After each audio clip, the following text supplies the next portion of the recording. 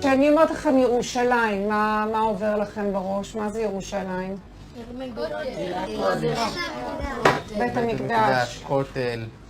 מה כן. עוד? מי מאמין שבית המקדש ייבנה בשנים הקרובות? מה יש שם עכשיו על בית המקדש? אז מה יקרה עם המסגד? יישבר? אם מכן פגש בשנה האחרונה ילד ערבי? איפה פגשת ילד ערבי? ליד הכותל. ודיברת איתו? לא, הוא דחף אותי, אבל לא הלך.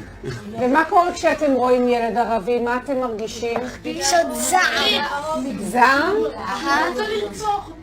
מה קורה כשאתם פוגשים ילד חילוני? מרחב עליו שלא נולד חרדי. למה אתה מרחם עליו שלא נולד חרדי? מה הוא מפסיד? הוא לא הלך בדרך. כשאתם חושבים על ירושלים בעוד 10 שנים, כולם חרדים? לא כולם חרדים. ערבים חלק חרדים. כולם יהודים, ויש גם ערבים שהם עבדים. תהיה משיח, הבנתי, כן, מה אתה אומר?